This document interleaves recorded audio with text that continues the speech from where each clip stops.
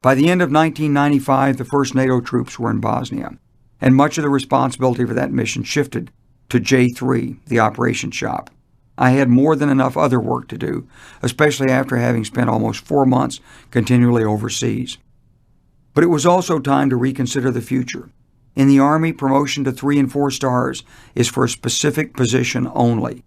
At the time of promotion, therefore, the officer signs his own request to retire 2 years hence, unless extended or given a new position, and the end of my 2 years was fast approaching. I spoke with my friend Lieutenant General Dan Chrisman about my problem. We'd been together off and on for over 20 years of assignments. Dan was serving as an assistant to the chairman and saw General Shawley regularly every morning. "I'll talk to him," Dan said. "He at least should tell you something." Over the next 3 months, I received a new assignment. The Army controlled the nominations, but the approval went through Shawley to the Secretary of Defense, then to the White House, and on to the Hill. Pure Army assignments tended to be left solely to the Army, but assignments to joint positions were considered more broadly. All services nominated someone, and ultimately the Secretary would decide, presumably with the advice of the chairman. As it happened, General Barry McCaffrey was asked to take a cabinet-level position as Director of the Office of National Drug Control Policy. That move opened up his billet as Commander U.S. Southern Command in Panama. The Army nominated as his replacement a Spanish-speaking 3-star who had previous experience in Panama, but he failed to pass muster at the higher levels. As part of my J5 responsibilities, I was familiar with the command and its issues. Secretary Perry took a close look at me on a brief trip with him to Chile, Venezuela, and Panama, where I distinguished myself mostly by getting very sick. Nevertheless, he selected me for the position and promotion. Leaving one station and moving on to another was always hard for both Gert and me. But this time Gert had some special goodbyes to say, as she'd carved out quite a niche for herself while working for Senator Hutchison. Handling military family issues as well as helping to organize Kay's weekly breakfast for constituents, Gert saw a different slice of Washington. She befriended staffers, saw the truly selfless effort and dedication that most members of Congress put forth for good government, and also watched the partisan nature of much of the business on the Hill. She achieved her own kind of special status there, taking phone calls and offering advice. Above all, she saw the extraordinary trust and faith that Americans place in their government. She and Kay parted lifelong friends. As for me, promotion to full general was more than I'd ever expected. I'd had some close calls, as when I'd rolled a car, been shot and almost killed, and experienced the partisan opposition to Clinton's government gunning for me. I had undoubtedly been too outspoken for my own good, and perhaps some officers had watched enviously as I rose through the ranks, but I was truly gratified by the opportunity. For now, at least, I'd have one more chance to contribute, this time as Commander-in-Chief, U.S. Southern Command. "Wes, I'd like you to look at 2 issues," Secretary Perry said to me as I was leaving the Pentagon to take command, "and come back and talk to me about them. First, tell me about the counter-narcotics mission. Is it doing any good? What should we do with it? And look at the situation in Panama and tell me if it's even possible. Would we want to stay there after we turn everything over to the Panamanians after 1999? And if not, what should happen to the command?" The word on the street was that the Southern Command was the military's best-kept little secret. It oversaw a little-understood but fascinating region with enough troops, resources, and military missions to be interesting, and it sat in the same time zone as Washington, D.C. General Shawley explained it to me. "Wes, you're going to an important area, but it tends to be overlooked in much of the dialogue and deliberation in this town. You must represent your region to Washington." It was quite a region, all of Latin America except Mexico, and all of the Caribbean as well. 33 nations, 400 million people, and everywhere countries were breaking out of the pattern of military coup and repressive governments to establish real democracies. Chile's economy was thriving. Argentina had ended inflation by pegging its peso to the dollar.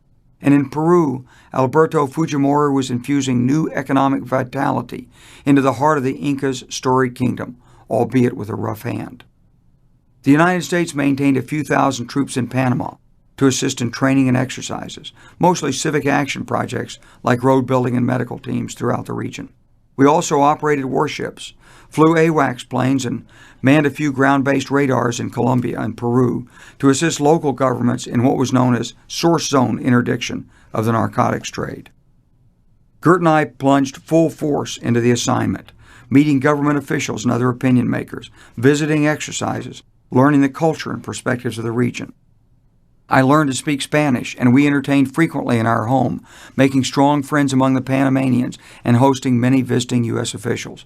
And I constantly promoted the region to Washington, extolling its importance and calling South America the continent of the future.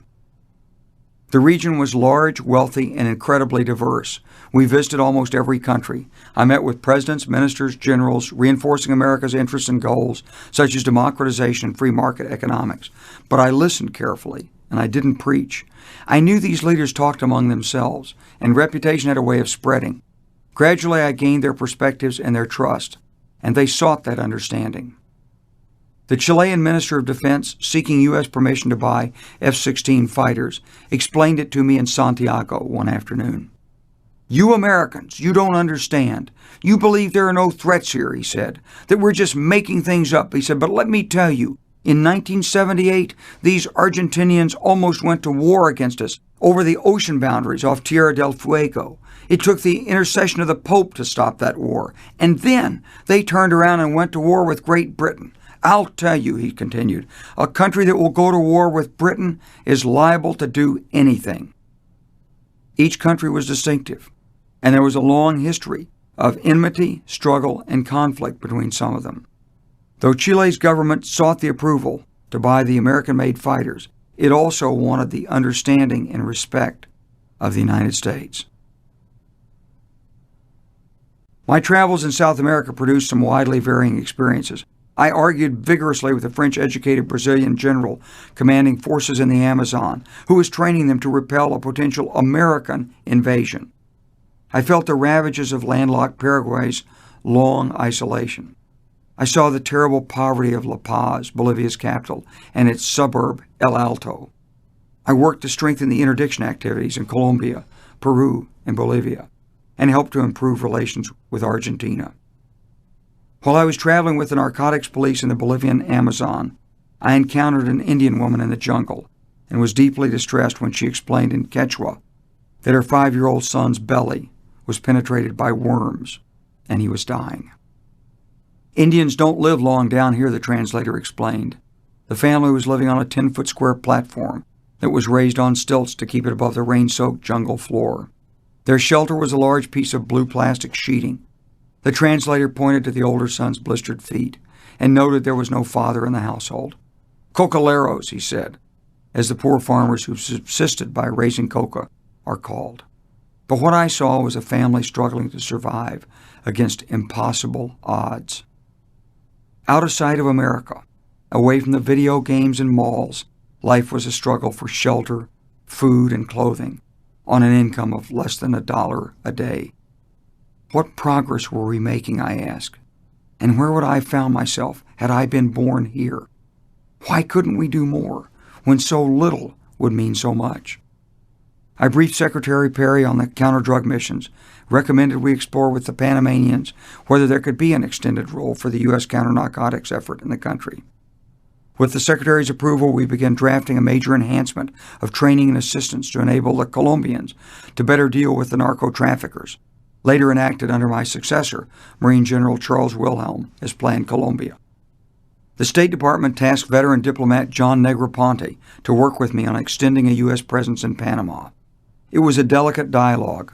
The Panamanians certainly appreciated the U.S. role in ousting the dictator Manuel Noriega, but they were also very proud of their sovereignty, and their scheduled assumption of authority for the Panama Canal was anticipated by the Panamanian people with great relish. We'd made a strong beginning, but then it was time to say goodbye once more.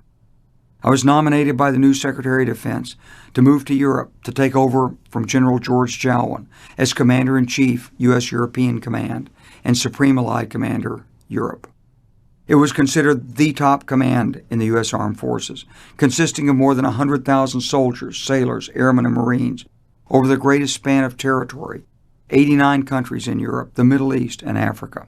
It also had the most complex mission, including the ongoing peacekeeping mission in Bosnia, and it had the most complex organization, for it was actually two commands, a U.S. command and a NATO command, each with separate headquarters, troop units, and missions, united only in the person of the commander himself. Somehow, after I departed, the U.S.-Panamanian dialogue died away. The American presence ended on December 31st, 1999, and the U.S. Southern Command is now headquartered in Miami, Florida, while its Army component is located in Texas. Today, Panama is at peace and prosperous, very proud of its successful stewardship of the canal and what it's achieved on its own. Panama considers itself the best friend of the United States in all of Latin America. In Latin America, as elsewhere, I found a hunger for America's attention and respect, and an opening for much good work. There, 400 million people live in bustling economies with proud cultures and traditions and tremendous natural resources, and they offer emerging markets for U.S. trade, technology, and investment. These nations could become our closest partners, and no, these countries wouldn't bow down before an empire, nor should they. For if we want strong friends and allies, we should respect their own domestic concerns and recognize the political forces that give rise to their policies. But what I'd confirmed, once more in my own mind, were the great common interests that all human beings share: love of family, respect for one's own culture and upbringing, personal courage, determination, and competence. There are profound differences in language and upbringing, religion, professed beliefs, but there's a common humanity, and on that basis, great common good can be achieved if we would all work together. The difficulty, of course, is always in the implementation of new ideas. I reconfirmed in Panama what I'd already discovered in Washington. When it came to a strategy of engagement, almost all the resources were military. There were no deployable reserves of doctors, lawyers, accountants, auditors, city planners, forestry experts, agricultural extension services, or police trainers. Instead, we hosted a handful of military exercises each year, with perhaps a few hundred National Guardsmen who could build or repair a few miles of highway, or perhaps a team of Army Reserve medical personnel with a few doctors who could treat medical emergencies or conduct vaccinations for a week and a half before going home. While this was useful for the local people, the purposes of the exercises were military training for our people. The idea behind the engagement was military relationship building.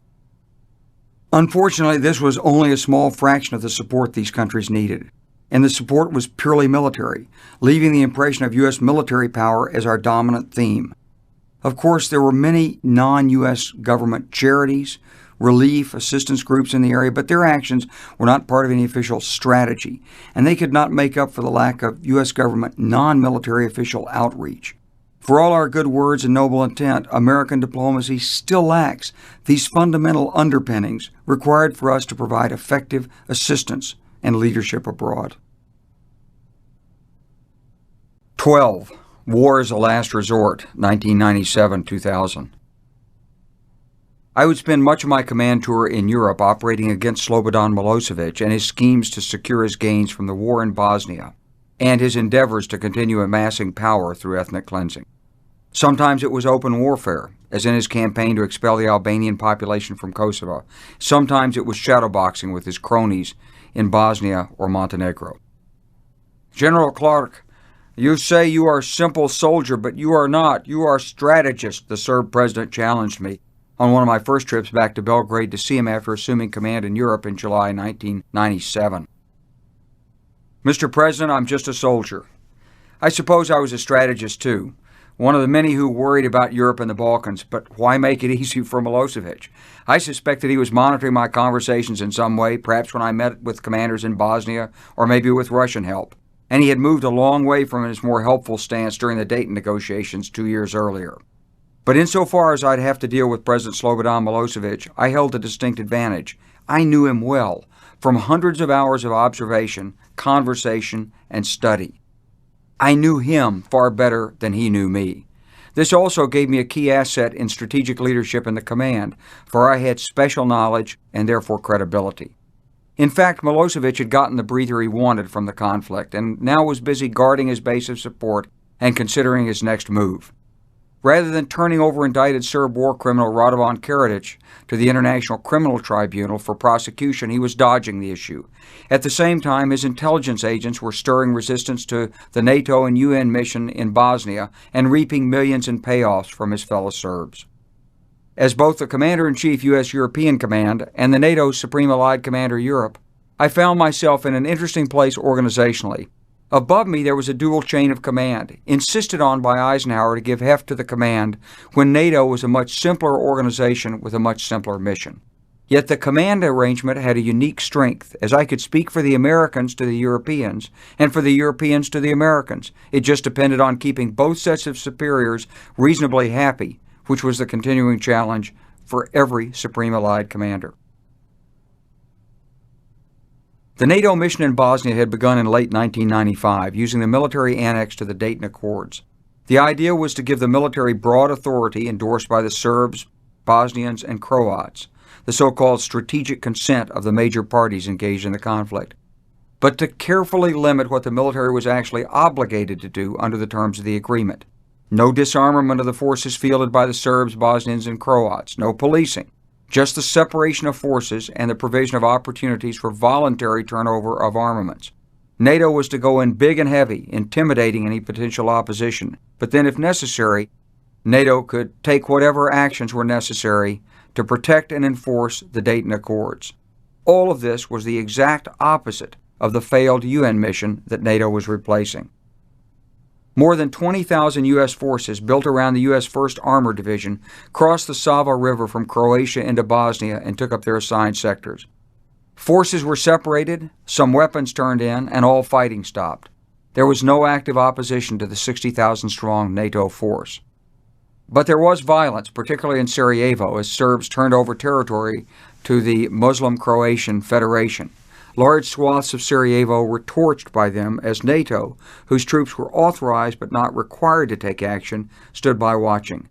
Slowly it became clear that many of the goals outlined in the Dayton Accords would remain unfulfilled because of the squabbling and stubborn political resistance of the former warring factions, the Serbs in particular.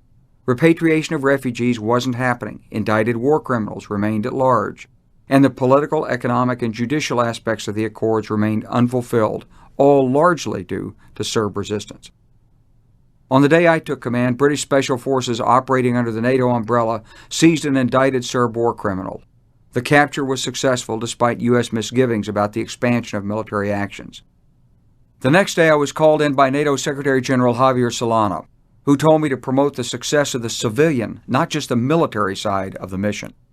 As Solana put it, NATO cannot succeed in its mission if the international mission as a whole is not successful. He was making me responsible indirectly for the overall implementation of the Dayton Accords, for the refugee repatriation, the elections, the development of the government, and the economy. Solana was my boss in the Allied chain of command. He was the full-time political chief of the alliance, subject, of course, to the heads of state of the alliance's member governments and their on-scene representatives, the NATO ambassadors. But I was also responsible as commander of the U.S. European Command to the U.S. Secretary of Defense, William Cohen. Secretary Cohen had a different interpretation of my role. A former Republican senator, he hadn't supported the Dayton Accords. He remained deeply skeptical of our mission there and privately sought to withdraw our forces from the mission, often against the expressed desires of the State Department and the White House. After the detention of an indicted war criminal in Bosnia, the Serbs raised the stakes with a series of riots and mob-style violence against groups of NATO forces and unguarded property. Serb radio made provocative statements, including allusions to the Nazi occupation of Yugoslavia during World War II. There seemed to be White House pressure for a strong response to this renewed violence, so I returned to Washington for consultations with General Shalikashvili and Secretary Cohen. Over the next few weeks, the Serbs' game of chicken with NATO continued to result in sporadic violence. The British surrounded a Serb special police station in Banja Luka and ordered it evacuated and closed. I directed our new NATO on-the-scene commander, Army General Rick Shinseki, to order the Serb Special Police to register their individual weapons and turn in their heavy weapons. A Serb riot in Brčko resulted in an injured U.S. soldier and a tactical redeployment that was misread by some as NATO weakness, though the United States ended up occupying high ground and surrounding a key Bosnian Serb communications relay site. The Serbs then demonstrated against the new U.S. position, threatening our troops with violence and demanding we evacuate their site. It was the kind of crisis in a bottle that doesn't look terribly significant from halfway around the world, but can carry enormous strategic consequences for a mission as a whole.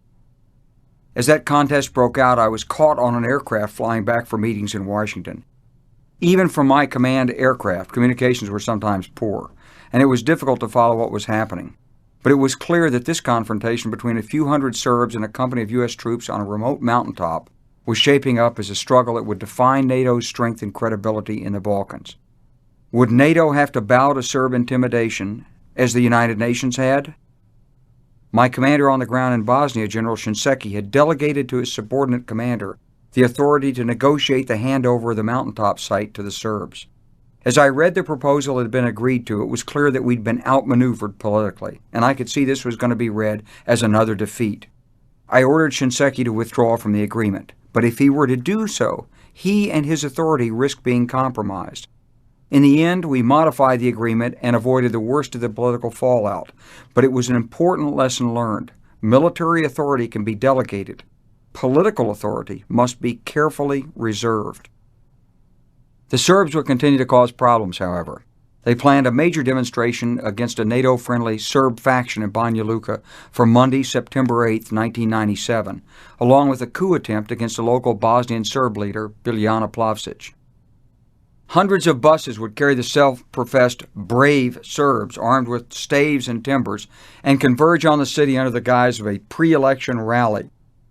Working through the State Department, we secured UN help to delay the rally, and with NATO troops, we slowed the bus caravans, eventually leaving the radical Serb leaders isolated in a hotel in Banja Luka and actually under siege by local Serbs who disagreed with them politically. This was a major political defeat for Milosevic's Serb forces. Achieving it took help from State Department, NATO, and the UN, as well as the forces on the ground. The success was a product of effective policy coordination and skilled implementation. Our next step was to plan, if necessary, to shut down the provocative Serb media. Sure enough, the Serbs again alluded to NATO forces as Nazis, a charge designed to provoke violence. At the request of Carlos Westendorp, the High Representative for Bosnia and Herzegovina, and with the approval of Solana and U.S. Secretary of Defense William Cohen, I ordered General Shinseki to seize 4 TV and radio sites, shutting down the Serb propaganda operation against NATO and the international community. NATO troops responded flawlessly. French, Italians, Norwegians, and Swedes alongside British and Americans. It was NATO's first ever ground offensive action. The next morning, I found myself in front of the alliance's defense ministers assembled at Maastricht, Holland, for a scheduled briefing, and I was pleased to report on our successful operation. Now we had the political upper hand on the ground. We'd shown we were competent and not afraid to use our authority. We'd used low-level military actions, only a few hundred troops, no casualties suffered, to gain superior strategic effect, just as we'd envisioned doing when we wrote the Dayton Accords in 1995. Over the next several months, we continued our operations in Bosnia in an effort to break Serb resistance to implementation of the agreement.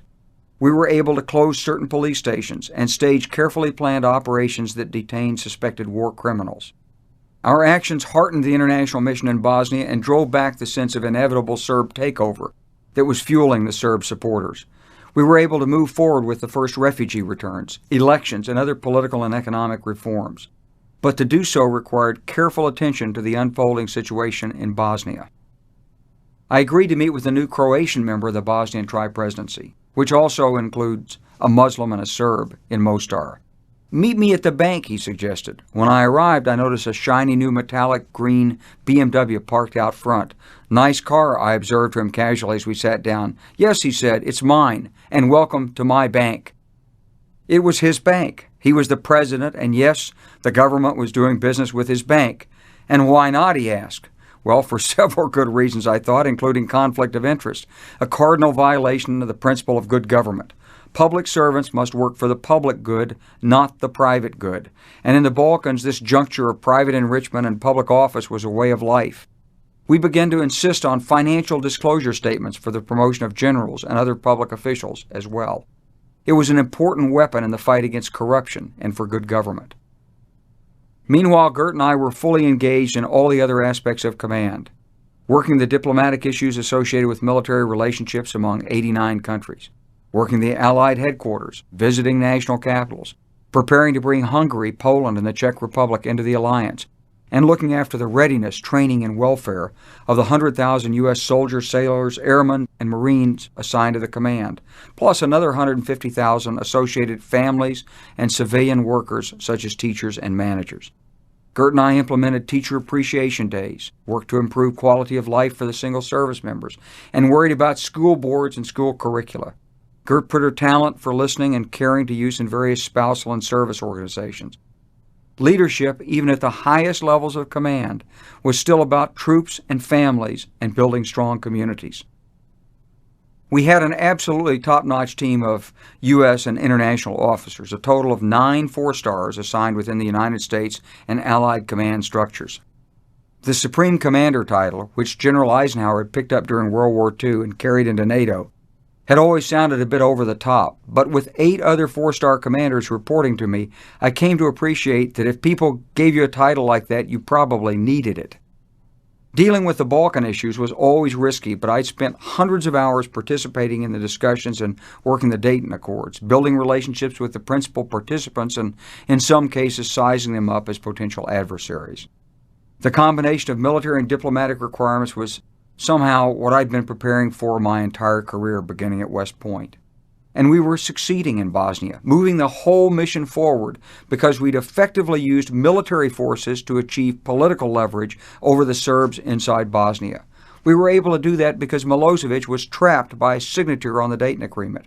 Whenever he objected to something, we pointed at the agreement. This simply raised the stakes for him. It frustrated his ability to use the kind of on-the-ground intimidation, threats, and violence he had successfully employed against the United Nations previously.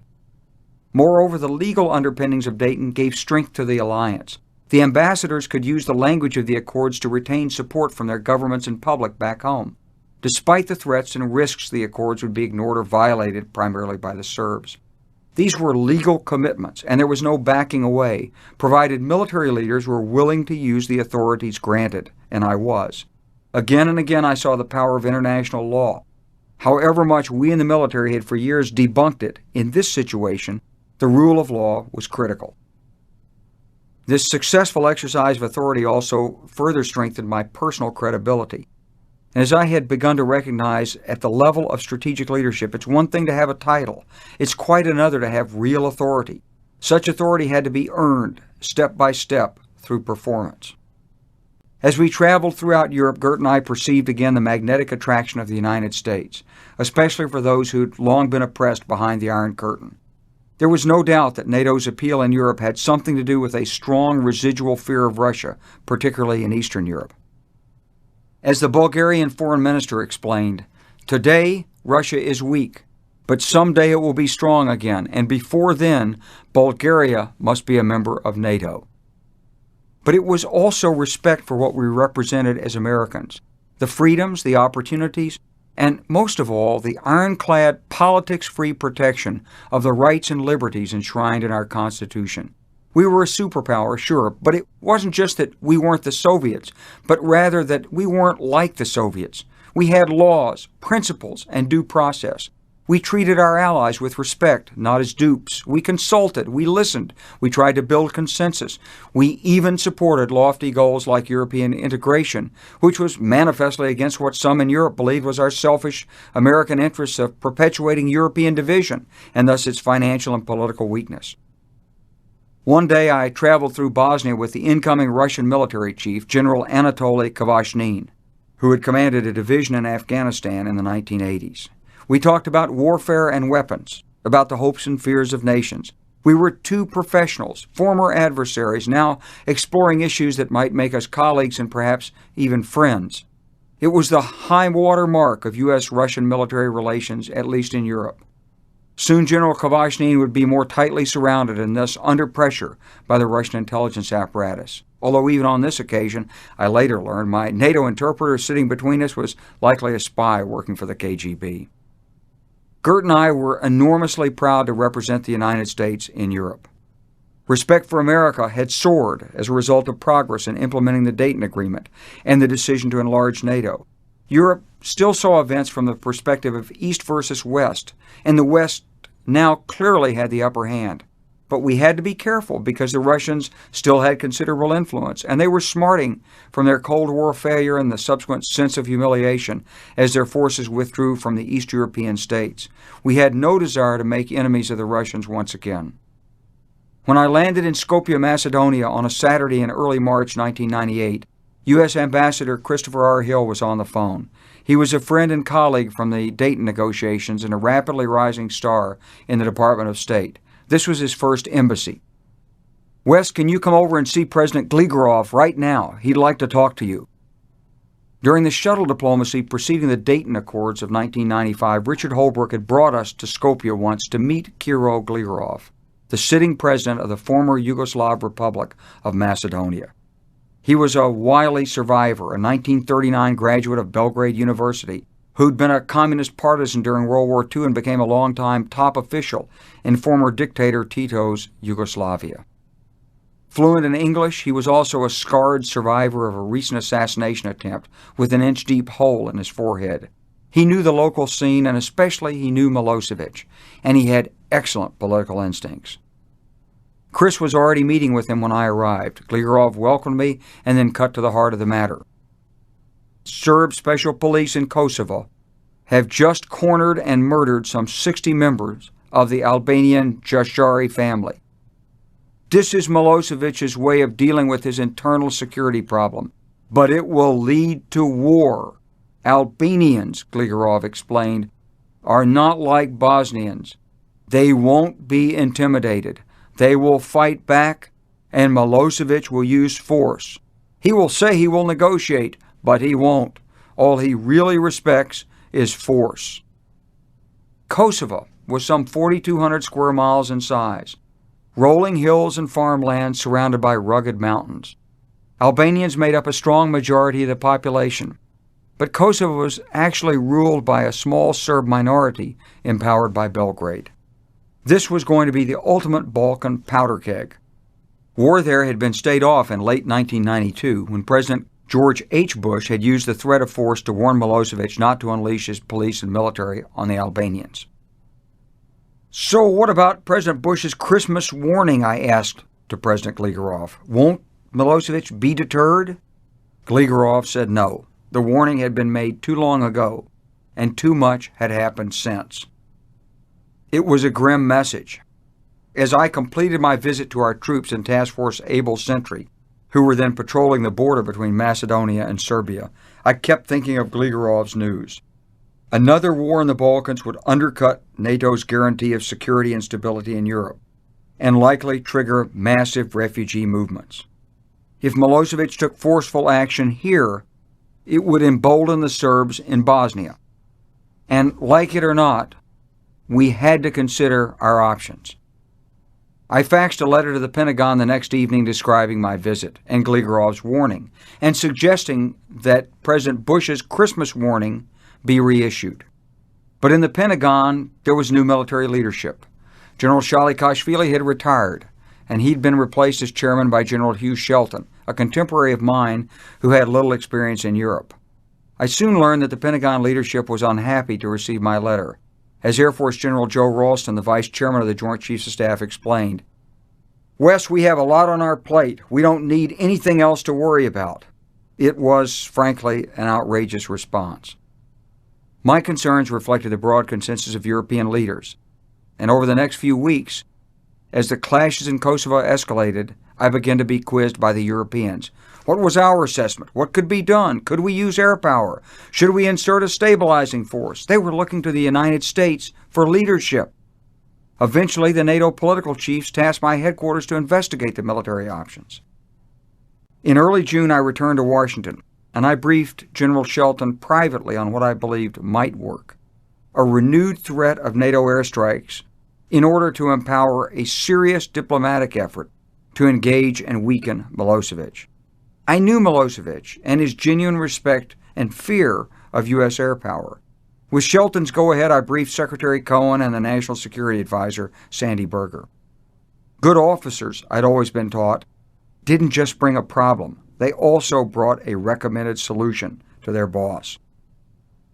The White House bought my approach and essentially adopted it, even as the Pentagon choked a little on the concept. Secretary Cohen wanted no deeper involvement in the Balkans, and once again, several days after I'd done the briefings in Washington, Joe Ralston relayed Pentagon concerns. But if we threaten him and he doesn't stop, then do we bomb?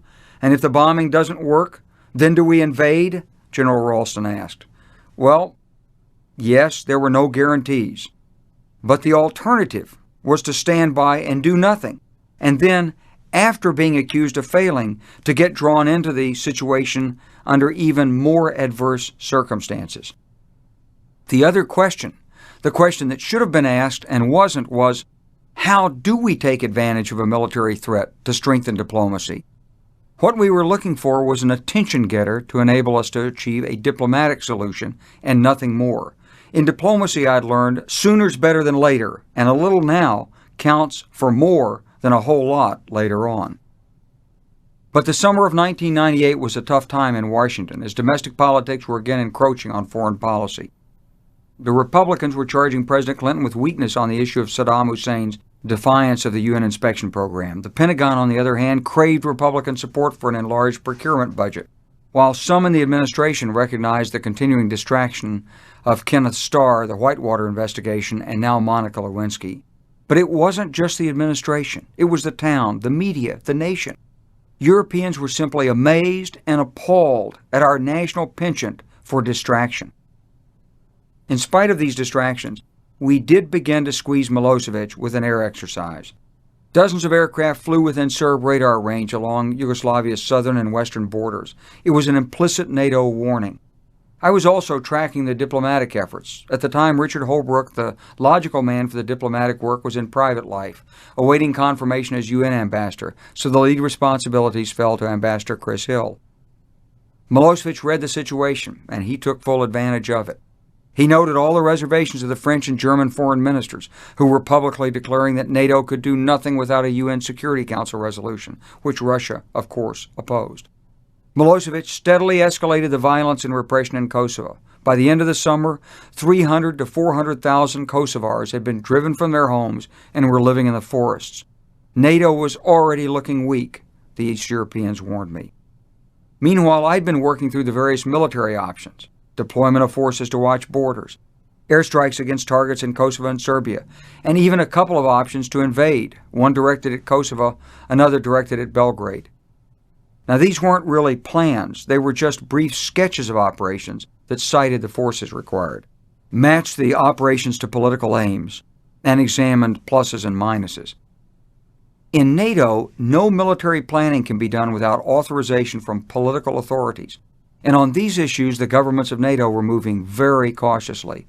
I had to fight against disclosing every potential target in advance to the hundreds of people associated with the national missions that constituted NATO headquarters. There was acute political sensitivity at every step, since the alliance was caught in a political trap inherent in the nature of democracy itself. That is, in attempting to coerce Milosevic, NATO governments risked frightening their own voters. But in trying to avoid frightening their citizens, they gave the international community, and worse, Milosevic, the impression of indecisiveness and weakness. There was one last chance to salvage NATO's reputation and stop Milosevic short of war: a NATO defense ministers meeting at which real decisions could be made. I traveled to Washington, where I explained our circumstances to Secretary Cohen and asked him to respond to Milosevic by pushing for a formal NATO warning. Here I was again asking for help. Secretary Cohen probably didn't welcome my assessment and recommendation, since the Republican majority in the Senate opposed Clinton's work in the Balkans and wanted no deeper involvement. But he ultimately agreed to press the Europeans to issue a real threat to Milosevic. At the defense ministers' meeting, Cohen carried the day. NATO issued its activation warning for an air campaign against Serbia. This activation warning, or act warn, which ordered NATO nations to identify the forces they would commit, caused a huge stir in Europe. It was accompanied by UN Security Council Resolution 1199, which called on member states to use all necessary means, the famous Chapter 7 of the Charter of the United Nations authorizing the use of force if necessary, to deal with the humanitarian crisis and calling for excessive Serb forces to be removed from Kosovo. Milosevic was told to withdraw his extra troops and police from Kosovo, and Richard Holbrooke, still a private citizen, was dispatched to use the act warrant as leverage against him. Holbrooke also used a more threatening act ord, an actual order to activate the Air Force elements for the air campaign, and finally won Milosevic's acceptance of an unarmed international observer force to mediate the disputes on the ground. The pace of the diplomacy was grueling, with late-night meetings in Brussels, classified messages day and night, endless calls with Washington, and one of our own officers traveling in the negotiations with Holbrooke. This was exactly the way such crises always consumed the energies of the participants. But I'd also learned this about diplomacy. Have a backstopping team. Your representative makes tentative agreements, but you reserve the power to commit or cancel. Working this way, we were able to supplement Holbrooke's ground observers with new aerial overflights and liaison teams. Still, it wasn't enough. Milosevic had tried to wriggle through the negotiations without actually removing his excessive troop and police presence, as NATO had expected, and on October 15th, as he had agreed to do. I brought the evidence to Javier Solana and to General Klaus Naumann, the chairman of NATO's military committee. We agreed to confront Milosevic personally, but his resistance continued. With White House approval, I made a second visit on October 20th. This time, as Milosevic continued to backpedal and dissemble, I asked him to step into an adjoining room and talk with me privately, without his normal entourage. When we were alone, I looked Milosevic in the eye and I said, "Mr. President, let's stop fencing about this.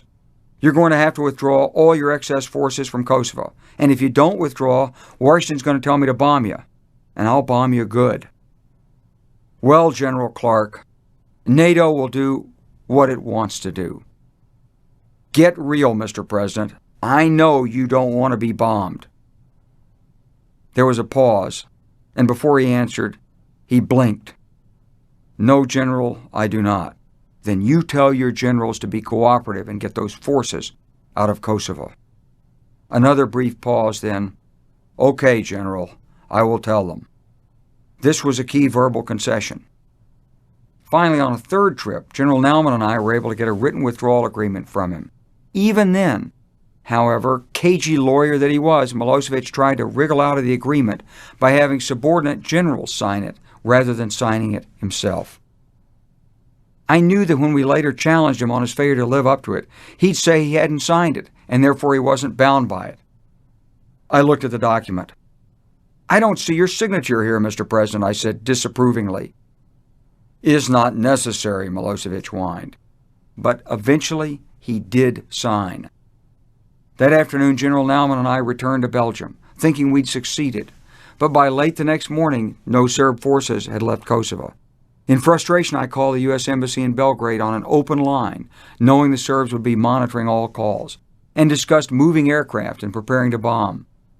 Almost by magic, a little while later, Serb vehicles began moving out. Within days, hundreds of thousands of Kosovars had returned to their homes. We had succeeded. NATO had used the threat of airstrikes to force the Serbs to back off their ethnic cleansing against the Kosovar Albanians. I'd staked my reputation on our ability to coerce Milosevic by this threat, and it had worked. Now all we had to do was follow up with a diplomatic settlement before another round of fighting could begin. This showed that NATO's nations could be pulled together in a crisis, though it was not easy. We'd halted ethnic conflict, given diplomacy a chance, and proved that NATO had an important role to play in the post-Cold War world. At the same time, we were continuing the peaceful implementation of the Dayton Agreement in Bosnia. We were training our forces in Europe while responding to the threat of terrorist attacks on them and preparing to bring 3 new nations into the alliance. It had been a busy year. But of course, you can never be certain that diplomacy will work. In November 1998, the diplomatic effort ran into trouble almost immediately. Ambassador Chris Hill went to Belgrade hoping to come up with some formulation that could end in a peaceful and gradual manner the destructive repression of the Muslim Albanians inside Kosovo by the Serb military and police. But Milosevic wasn't buying it. Citing Albanian infractions of the agreement we just reached, he instead began preparing for a new round of ethnic cleansing. On a Saturday in January 1999, U.S. diplomat Bill Walker, the newly arrived head of the International Observer Mission in Kosovo, called me to report a massacre. The bodies of some 50 unarmed Albanian farmers had been found in a ditch, all shot at close range. This was the very kind of incident we feared. We'd even been ordered to prepare a Tomahawk missile reprisal against the Serbs, a strike that would be ready on call in case it was needed. But we didn't want war. I called both Solana, who was visiting his family in Spain, and the Pentagon to inform them. NATO sent me and General Naumann back to Belgrade to confront President Milosevic and find a resolution that would bring his repression to a halt. We met with him nonstop for over 7 hours, but he was stubborn and defiant, unwilling to admit to the massacre or to allow a proper UN investigation of the incident. We took that bad news back to Brussels, but NATO still worked to avoid conflict. French President Jacques Chirac offered to host formal negotiations between the Serbs and the Kosovar Albanians in a palace at Rambouillet. This was to be a French-led Dayton-like peace agreement. But 2 extended sessions over a 4-week period produced only the Albanians' agreement. Milosevic's Serbs walked out in defiance of the efforts made to end the repression and conflict in Kosovo. Meanwhile, we observed the new buildup of Serb police and military forces in and around Kosovo, including some of the top armored forces of the former Yugoslav military now being used by the Serbs. We estimated their number at perhaps 40,000 troops, maybe more.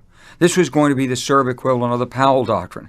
They were building the capabilities to use overwhelming force against the Albanian population and the few hundred lightly armed Kosovar Albanians they might face. Simultaneously, they deployed sufficient troops to guard their borders against a NATO intervention. The international observers saw the arriving forces, and they realized that they themselves were increasingly at risk. In the end, there was nothing that could be done but prepare for the worst, and the international observers were told to leave immediately. I'd been working behind the scenes both to help defuse the conflict and to prepare for it. On several trips to Washington, I'd warned the Pentagon and certain members of Congress of what was coming. I also urged that the greatest effort be made in the negotiations and tried to identify some of the ancillary factors that could prove troublesome, such as Russian interference. Without political authorization to do more, the military planning for the use of both American and NATO forces against Serb forces and installations was limited, and political authorities dallied because of periodic reports from U.S. and European diplomats that negotiations between the Albanian Muslims and the Serbs were making some progress. The implication was that force would not be needed, and civilian leaders didn't want to accept the political risks of military planning while there was still hope for peaceful resolution of the issues. In the U.S. channel, we were still building target lists and answering White House queries about what was shaping up to be a carefully calibrated and limited bombing campaign.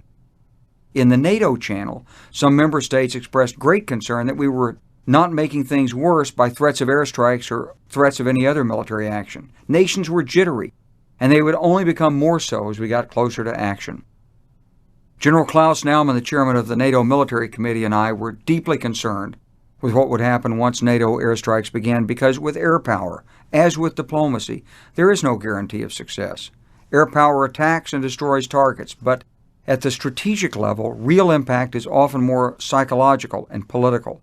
If we wanted to be certain we could stop ethnic cleansing in Kosovo, we'd have to put troops in there on the ground as well. I talked it over with General Naumann and with Solana, this matter of political sensitivities of the Allies. And Solana explained it clearly to us. Wes, you know the nations cannot deal with this issue at this time. In other words, if we insisted on doing the full range of military planning, it was likely that NATO would do nothing, not even bomb, and the Serbs would get away with their ethnic cleansing. Now, what is it you want to do? Solana asked me. General Naumann got the same response. We were stymied. I knew that the initial planned airstrikes might not succeed in stopping Milosevic. If they failed, we'd have to escalate our military efforts, but those were plans that would have to be developed as we went along, for it wasn't politically possible to do the advanced military work that we would have wanted to do. I had to swallow the risk. But it was largely a political risk. Would NATO hold together, rather than a military risk? For there was little doubt we could eventually bring decisive force to bear. Secretary of State Madeleine Albright asked me to meet with her in early March 1999 to discuss the option. Do we have to follow through with the use of force, she asked. Well, there was no wiggle room in NATO's demands, or to the threat of airstrikes if those demands weren't met. Yes, I affirmed, we must take action. And we both worried about what might happen militarily. Washington couldn't help much either, although the Joint Staff was working with us in the development and advance approval of bombing targets. The subject of Kosovo had become a political football among the Joint Chiefs themselves, as they argued about whether our national interests in Southeast Europe justified military action. And those concerns, of course, fed into partisan politics on the Hill. Some members of both houses of Congress had legitimate doubts about the use of force in Kosovo, while others just did not understand the region or the stakes involved. Both groups were joined by those who simply sensed an opportunity to inflict a political defeat on the administration. On Saturday, the 20th of March, the Serbs struck in a classic ethnic cleansing operation. The army surrounded a large village, then police searched homes, arresting anyone who might become a resistance leader, and then paramilitary thugs went from home to home demanding money, taking occasional hostages, especially young women, and then running people out of their homes. By mid-afternoon, TV screens around the world were showing thousands of people fleeing for their lives. Ambassador Holbrooke returned to Belgrade for a last effort to persuade Milosevic to halt the ethnic cleansing, but that proved fruitless, and word of failure soon reached NATO. That Tuesday night, I received a call from Solana telling me the air campaign would begin within 24 hours. The Pentagon called and asked me to telephone some senators and congressmen, seeking their support. Here I was, a nonpartisan military officer, asking for political support for my mission, which, if granted, would enable a Democratic president to succeed and his Republican opponents to be proved wrong. This was going to be a political and military fight on several fronts, including that of Washington, I thought. But we are going to stop the ethnic cleansing and defeat Milosevic. My views had come a long way since I'd arrived at the Joint Staff in 1994 and handed Shali that plan for intervention in Rwanda. Within the limits of my political guidance from the civilian leaders, I was pushing for the United States to do what was right, not just what was easy. I'd felt the blood lost by those Rwandans. We'd let them down. I'd seen the devastation in Bosnia, where, had the United States acted forcefully in 91, 3 wars might have been avoided. So if this was going to take a fight, I was ready. It would be a personal campaign. I was identified personally with the policy, starting with my 1994 visit to the Balkans. Then my work with Richard Holbrooke, my advocacy for diplomacy backed by threat to head off the conflict looming in Kosovo. My professional reputation was on the line. In October, I'd succeeded in gaining concessions by threatening force. Now the alliance would have to make good on its threat. I couldn't fall back on the Pentagon, for it had become quite clear to me they didn't fully support our engagement in the Balkans. And I couldn't fall back on the Europeans, for they were following, not leading. No, this was why I had the big title, I slowly understood. As a supreme commander in war, you either win or you go down in flames. Wars are authorized by political leaders, but they're symbolized by generals. I'd always sought the responsibility of command. Now I had it. But would I receive the authority necessary to win? Feet dry was the radio message we got from our pilots when they came in from the sea and reached land on the way to their targets. The signal we'd awaited. It meant our aircraft and missiles were on the way in for first strikes. This was a cap on a very busy day, with the formal authorization to attack coming from the President and relayed in a phone call from General Hugh Shelton, a contemporary of mine who'd taken over as chairman of the Joint Chiefs in October 1997. That first night, we struck with a wave of Tomahawks, which are jet engine-powered cruise missiles launched from ships. We also launched stealth aircraft, plus fighter bombers. Altogether, a total of around 100 bombs or cruise missiles would strike their targets in 3 waves. I clung to the secure phone in my study, eyes glued to CNN and a computer screen. The reports were good. By 3 a.m., all of our aircraft were out safely. We wouldn't know the results for a few hours, but the air campaign was on. None of us, of course, knew what would happen next. For the military, the campaign was a cyclic series of 3 interrelated processes. Identify targets, prepare, launch, attack, recover aircraft or missiles, and collect, analyze, disseminate results. Thousands of soldiers, sailors, airmen, Marines were involved, their efforts coming from bases and intelligence centers across Europe and in the United States, from aboard ships at sea and from various other headquarters and command posts. Each of these processes had to function effectively, and then they had to be fit together. Pilots had to be briefed on targets. Reconnaissance had to confirm target effect. Classified, declassified information had to be provided on the operation. This is what the military trained for. Everything from weather forecasting and imagery interpretation to aircraft repair, shipboard navigation, communications exercises, strategy studies at places like the Air Command and Staff College and the Naval War College. On the first night, the entire complex ran smoothly, it functioned sharply, it felt good to all of us inside the process. But all that organizational excellence was nothing unless the strikes achieved their purpose, which was to shock Milosevic into halting the ethnic cleansing campaign. How to link the process of striking targets with this political objective became the overriding issue of the campaign. What would it take to break Milosevic's will? Or would we break NATO's political consensus first? As the NATO Supreme Allied Commander and the person inside the alliance who'd spent the most time with Milosevic, I had unique responsibilities here too. After the first night, some expected that Milosevic would give in. I did not. All through the next day, we heard nothing from the Serbs. I made a call to their Chief of Defense, General Ojdanic, and asked him once again, please withdraw your forces from Kosovo. He refused, so we struck again the second night. The following day, alliance political leaders were growing uneasy. The Hungarian Prime Minister, Viktor Orban, sent his ambassador to warn me, do not lose. On the third night, bad weather caused us to cancel some strikes. On the fourth night, a stealth fighter was hit over Belgrade, and we aborted some strikes. We did rescue the pilot, but it was clear to everyone by this point that a few nights of strikes would not be enough. Those who'd believed that such a brief bombing campaign would give Milosevic an excuse to surrender, an excuse he wanted and would grab at the first opportunity, were proven wrong. I wasn't surprised. Though I hadn't been able to rule out an early surrender, I hadn't expected one. Milosevic was rational, yes, but he was also very stubborn. He believed his interest in Kosovo was greater than ours, and he probably thought he could ride out the strikes while the NATO allies argued among themselves and eventually called off the action. Sure enough, some within NATO were soon discussing whether we should pause the bombing to give Milosevic a chance to reconsider. In strategic leadership positions, as in every leadership position, you have to be nimble or flexible enough to change a plan, and honest enough to know and admit it when it's not working. I went to Solana and to Washington and asked for permission to strike targets in Belgrade. It was time to escalate, not pause, and I put all my effort into gaining the authority to do just that. Solana worked as magic, and 2 nights later, our cruise missiles slammed into military headquarters in downtown Belgrade. That attack was precise, and it showed an escalation of NATO's determination. But the Serbs were fighting back. They intensified their campaign against the Kosovars. They also mounted a strike effort against U.S. forces in Bosnia, which allowed us to shoot down 2 Serb MiG-29s, while also turning back several Serb ground attack aircraft. Still, other Serb aircraft flew over Kosovo, threatening to strike Albania, and they attempted to destabilize the government of neighboring Macedonia by flooding the country with Kosovar Albanian refugees. Milosevic, in other words, was not passively waiting for our attacks to cease.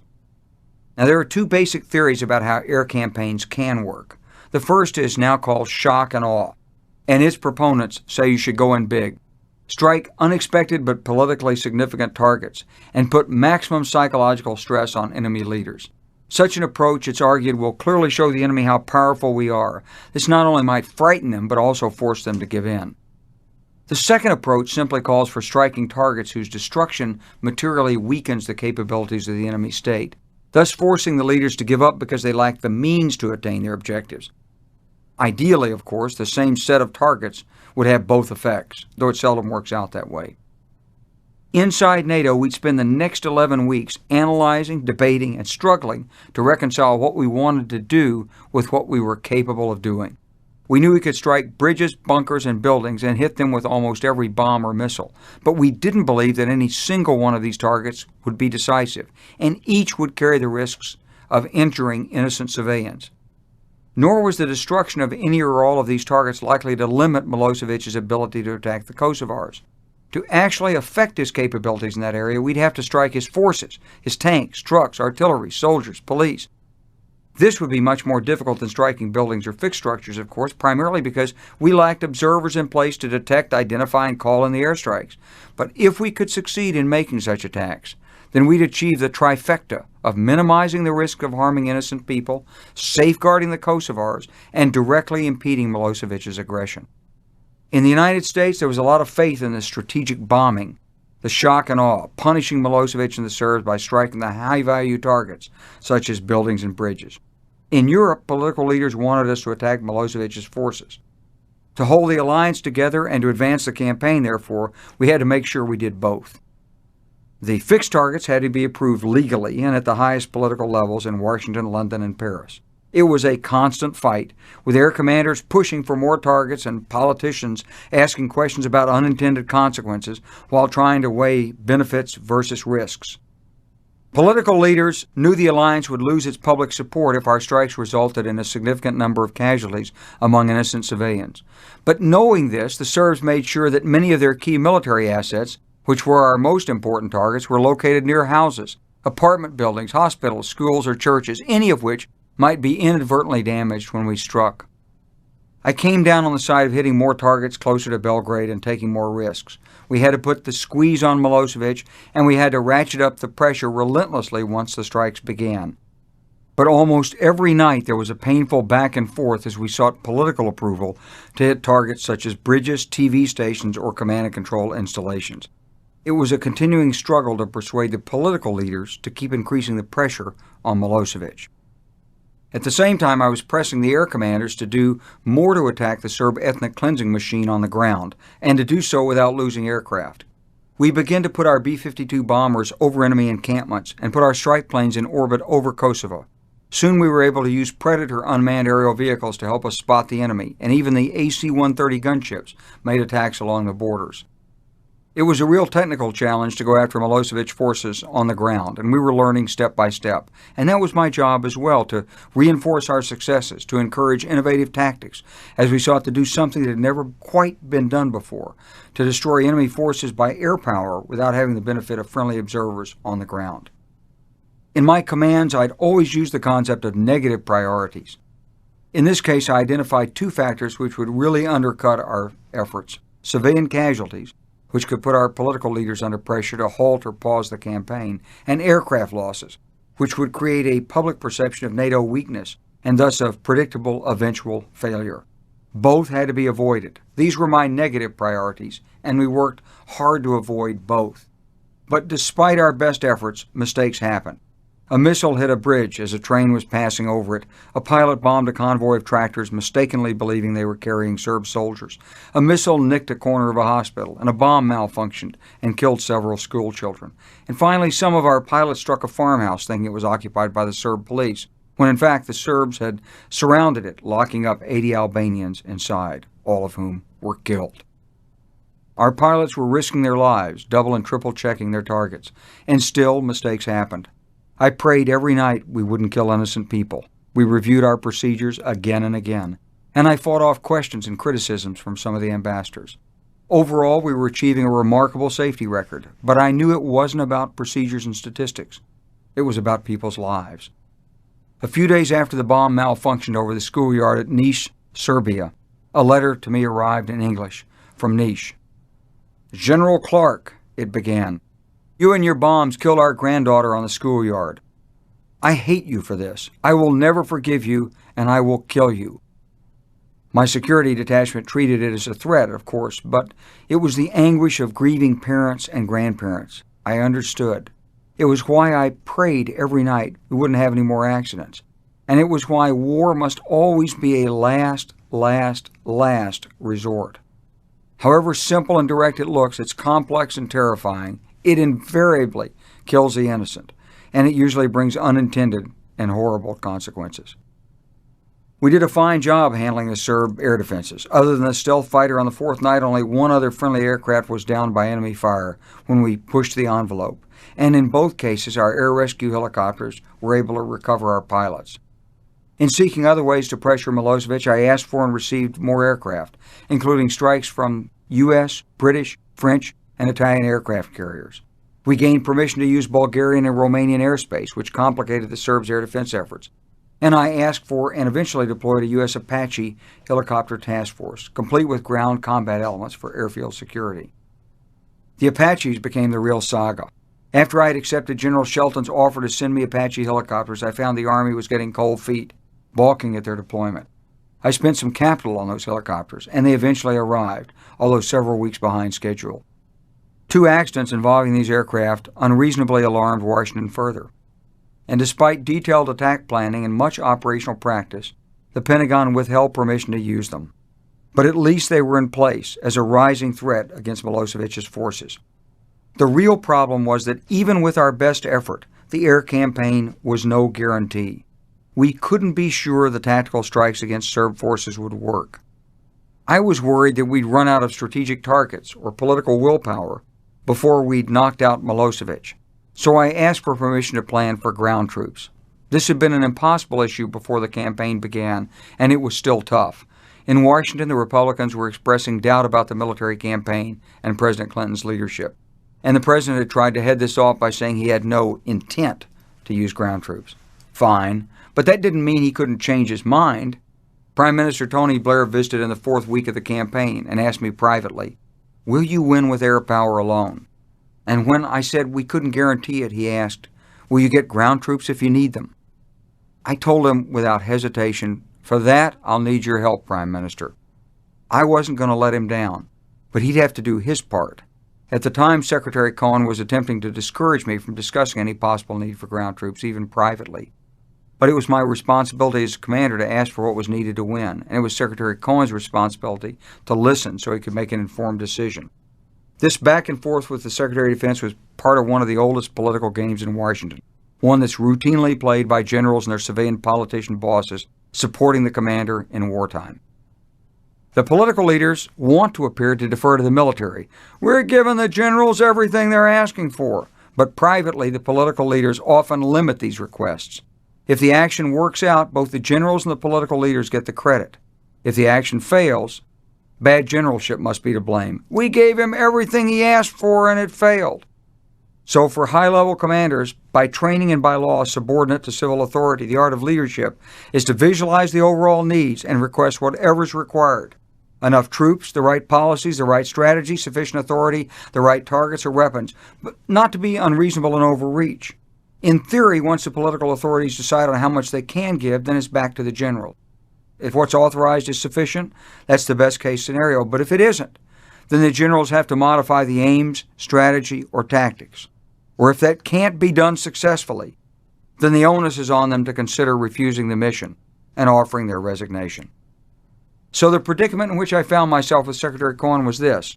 He wanted to appear supportive, but he actually was attempting to constrain what I was requesting. Added to this situation was the further political complication that President Bill Clinton was a Democrat. The U.S. Senate was then controlled by the Republican Party. It now seems clear that Secretary Cohen, who'd been a Republican senator from Maine, was appointed Secretary of Defense by President Clinton, at least in part because of his party affiliation. A Republican Senate would normally want any Democratic president's foreign policy initiatives to fail. But as their former colleague, Cohen could more easily approach Republican senators and ask for their support as personal favors. Now that we were in open conflict, his political position became even more important. It was my impression he was trying to dodge the hard-edged military advice I was trying to deliver. He didn't want to say no, and he couldn't quite say yes to many of their requests. In truth, approval of these requests was not completely Secretary Cohen's decision. For the United States was part of NATO. I was in the chain of command for both U.S. forces as well as for NATO forces, and I had to answer to NATO as well as to Secretary Cohen. I knew our best chance to get Milosevic to back down would be by threatening him with ground war, with the threat taking the form of ground forces and Apache helicopters poised on his borders. So I kept asking, hoping to hear yes or no, or even, "I understand what you want, I'll get back to you." I found myself in a situation not unlike that of a company commander in Vietnam asking for artillery support. You had to keep asking until you got an answer, one way or the other, for the lives of your men were at stake. In standing up to my boss, I wasn't being insubordinate. I was just doing my duty. And sure enough, in Washington a few days later, Blair persuaded the president to do whatever is necessary, which was code for our use of ground troops. We'd won that battle, at least in principle. Day after day, the routine continued. Strikes all night, planning and conferences all day. It was exhausting for the entire command. And then as we degraded Serb defenses, we upped the tempo to include daylight strikes as well. As overall commander, I supervised and coordinated the ongoing air effort, to including asking tough questions about how to gain more effectiveness from the air assets. I was soon planning the concept for the ground action, which would call for 6 divisions, perhaps 200,000 troops total.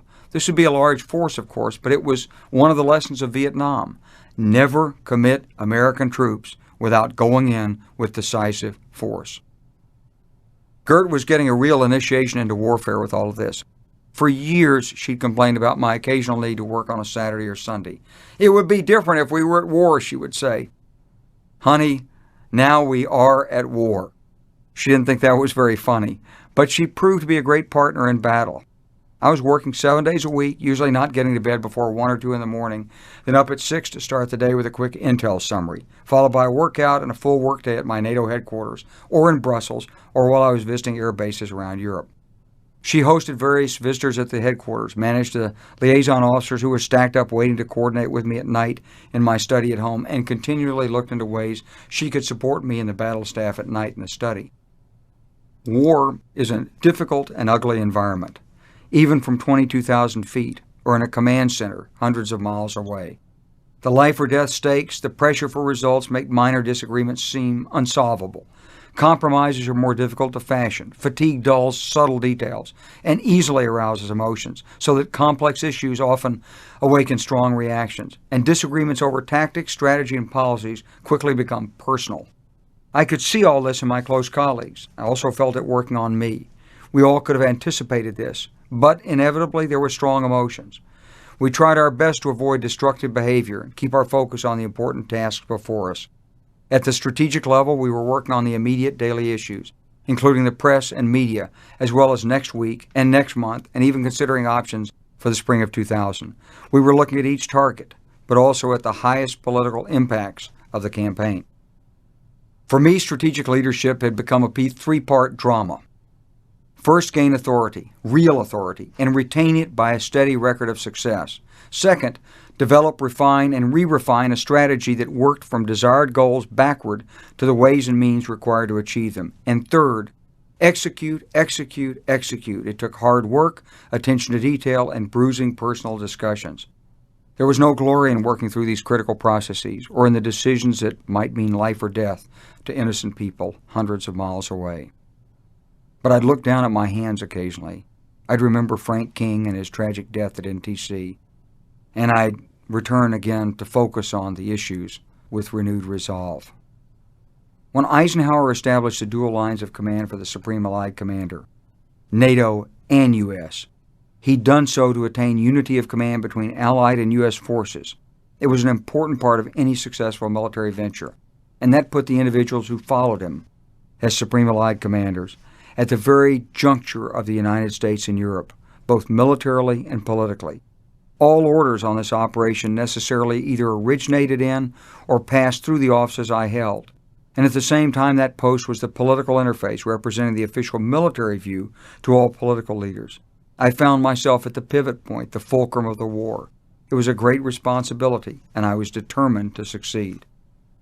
A few days into the campaign, I realized I was implementing many of the principles I'd articulated in my thesis at Fort Leavenworth 2 decades earlier: escalation dominance, and another principle, recognizing the inherent limitations of air campaigns.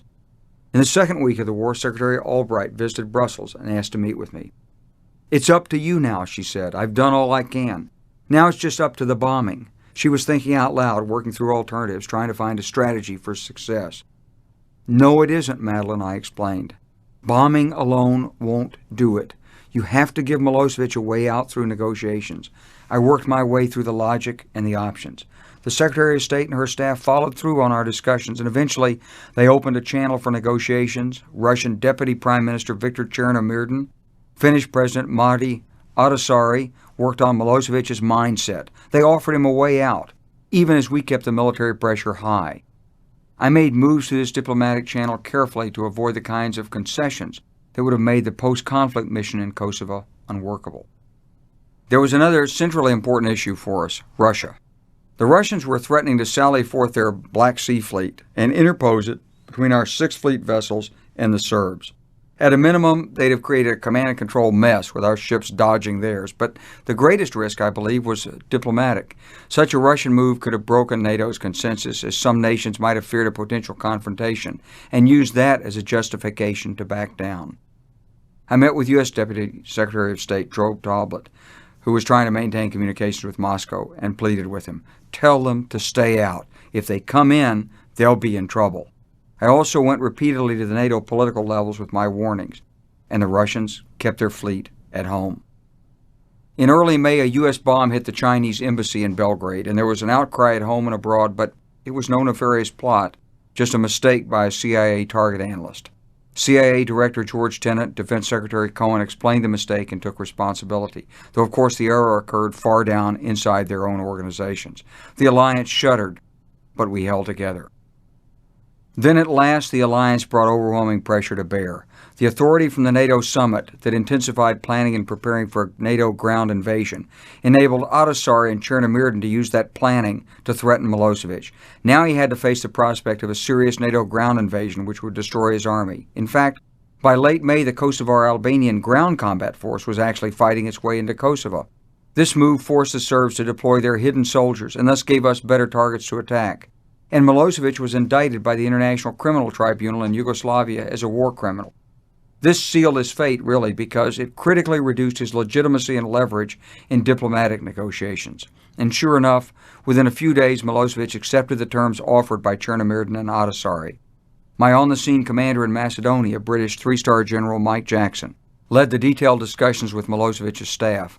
I was careful to backstop and work the actual terms from my headquarters, as had become my practice.